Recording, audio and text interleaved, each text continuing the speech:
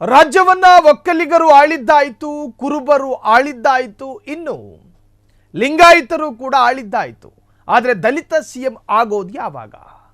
ಕುರುಬರಾಳುತ್ತಿರುವ ರಾಜ್ಯದಲ್ಲಿ ದಲಿತರು ಒಬ್ಬರು ಸಿಎಂ ಆಗಬೇಕಲ್ವಾ ಅಂತ ಹೇಳಿ ಕೂಗು ಶುರುವಾಗಿದೆಯಂತೆ.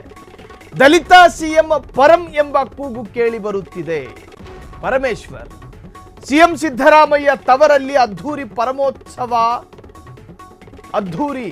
ಪರಮೋತ್ಸವದಲ್ಲಿ ಪರಮೇಶ್ವರ್ ಅಬ್ಬರದ ಭಾಷಣ. ಪರಮೇಶ್ವರ್ ಸ್ಥಾನಮಾನ ಸಮಾನತೆಗಾಗಿ ಇನ್ನೆಷ್ಟು ವರ್ಷ ಕಾಯಬೇಕು?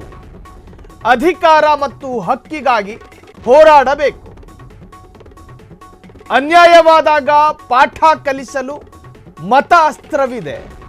ಅಂದ್ರೆ ವೋಟ್ ಪ್ರಯೋಗ ಮಾಡಬಹುದು. ನಮ್ಮವರು ಹೋರಾಡದಿದ್ರೆ ಅದು ನನಗಲ್ಲ. ಅಂಬೇಡ್ಕರ್ಗೆ ಮಾಡುವ ಅನುಮಾನ ಅವಮಾನ. ಗೃಹ ಸಚಿವ ಪರಮೇಶ್ವರ್ ಹೇಳಿಕೆ. ರಾಜ್ಯದಲ್ಲಿ ಮತ್ತೆ ಮುನ್ನೆಲೆಗೆ ಬಂತು ದಲಿತ ಸಿಎಂ ಕೂಗು. ದಲಿತ ಸಿಎಂ ಪರಂ ಎಂಬ ಕೂಗು ಕೇಳಿ ಬರುತ್ತಿದೆ. ಪರಮೇಶ್ವರ್ ಮೂಲತಃ ಕಾಂಗ್ರೆಸ್ಸಿಗ, 7 ಬಾರಿ ಕೆಪಿಸಿಸಿ ಅಧ್ಯಕ್ಷರಾದವರು. 7 ಬಾರಿ ಅಂತ ಹೇಳಿದ್ರೆ 35 ವರ್ಷ ಅಂತ ಲೆಕ್ಕ ಇಡ್ತಾರೆ. ಪೂರ್ಣಾವಧಿ ಇರಲಿಲ್ಲ ಅವರು ಒಂದೊಂದು ಕಾಲಘಟ್ಟದಲ್ಲಿ, ಬೇರೆ ಬೇರೆ ಲಾಬಿಗಳಾಗಿ ಒಟ್ಟಾರೆ ಒಂದು 7 ಸತಿ ಕೆಪಿಸಿಸಿ ಅಧ್ಯಕ್ಷರಾಗಿದ್ದವರು. ಗೃಹ ಇಲಾಖೆ ಅವರಿಗೆ ಹೊಸದಾದಂತಹ ಇಲಾಖೆಯೂ ಅಲ್ಲ. ಒಬ್ಬ ಅನುಭವಿ ಮತ್ತು ಹಿರಿಯ ಕಾಂಗ್ರೆಸ್ಸಿಗ ಅನ್ನೋದರಲ್ಲಿ ಸಂದೇಹ ಬೇಡ. ದಮನಿತ ಶೋಷಿತ ಸಮುದಾಯದ ಅಗ್ರಗಣ್ಯ ನಾಯಕ, ಧ್ವನಿ ಇಲ್ಲದವರ ಧ್ವನಿಯಾದಂತಹ ನಾಯಕ. ಎಂತಹದ್ದೇ ಕ್ಲಿಷ್ಟಕರ ಸಂದರ್ಭ ಎದುರಾದರೂ ಅದನ್ನ ಪ್ರಬುದ್ಧವಾಗಿ ಎದುರಿಸಬಲ್ಲ ಚಾಕಚಕ್ಯತೆಯನ್ನು ಹೊಂದಿರತಕ್ಕಂಥ ಒಬ್ಬ ಕಾಂಗ್ರೆಸ್ ರಾಜಕಾರಣಿ. ಈ ತರಹದ್ದೊಂದು ವ್ಯಕ್ತಿತ್ವ ರಾಜ್ಯವನ್ನು ಆಳೋದಕ್ಕೆ ಅರ್ಹತೆ ಇರೋದಿಲ್ವಾ? ಯಾಕೆ ಕೊಡಬಾರ್ದು ದಲಿತ ಸಮುದಾಯಕ್ಕೊಂದು ಸಿಎಂ ಸ್ಥಾನ? ದಲಿತರು ಸಿಎಂ ಆಗಬೇಕು. ರಾಜ್ಯವನ್ನ ಲಿಂಗಾಯತರ ಆಳಿದ್ರು, ಕುರುಬರು ಆಳಿದ್ರು, ಒಕ್ಕಲಿಗ ಗೌಡ್ರ ಆಳಿದ್ರು. ಇನ್ನು ದಲಿತರು ಆಳಬೇಕು ನಮ್ಮ ರಾಜ್ಯವನ್ನ ಅನ್ನುವಂಥ ಒಂದು ಕೂಗು. ಆ ಕೂಗು ಅಪರಾಧವೂ ಅಲ್ಲ, ಆಕ್ಷೇಪಕರಹ ಆಗಿರ್ತಕ್ಕಂಥ ಕೂಗು ಅಲ್ಲ. ನಡೀಲಿ ಚರ್ಚೆ. ಸಾಂವಿಧಾನಿಕವಾಗಿ ಆಗಬಾರದು ಅಂತೇನು ನಿಯಮ ಇಲ್ವಲ್ಲ. ಸೊ ಸ್ಥಾನಮಾನ ಸಮಾನತೆಗಾಗಿ ಇನ್ನೆಷ್ಟು ವರ್ಷ ಕಾಯಬೇಕು? ರಾಜ್ಯವನ್ನ ದಲಿತ ಆಳೋದಕ್ಕೂ ಸಾಧ್ಯ ಇಲ್ವಾ? ನೋಡಿ, ದೇಶದ ರಾಷ್ಟ್ರಪತಿ ರಾಮನಾಥ್ ಕೋವಿಂದ್ ಆಗಿದ್ರು. ದಲಿತ ಸಮುದಾಯಕ್ಕೆ ಸಂಬಂಧಪಟ್ಟವರಲ್ವಾ ರಾಮನಾಥ್ ಕೋವಿಂದ್? ದೇಶದ ಪ್ರಥಮ ಪ್ರಜೆ ರಾಮನಾಥ್ ಕೋವಿಂದ್ ಆಗುವುದಾದರೆ ರಾಜ್ಯದ ಮುಖ್ಯಮಂತ್ರಿ ಪರಮೇಶ್ವರ್ ಯಾಕೆ ಆಗಬಾರದು?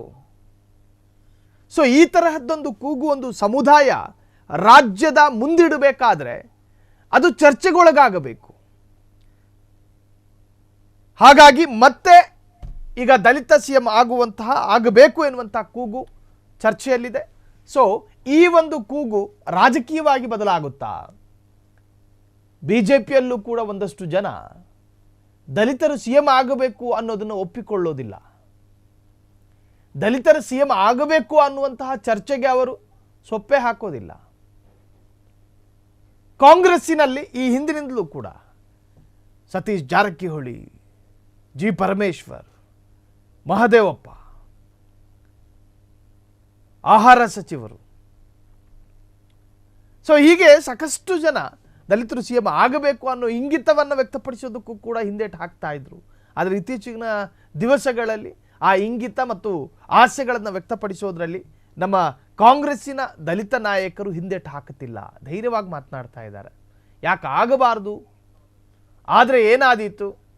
ಆಗಲಿ ಬಿಡಿ. ನೋಡಿ, ಅಲ್ಲಿ ಗೃಹ ಸಚಿವರು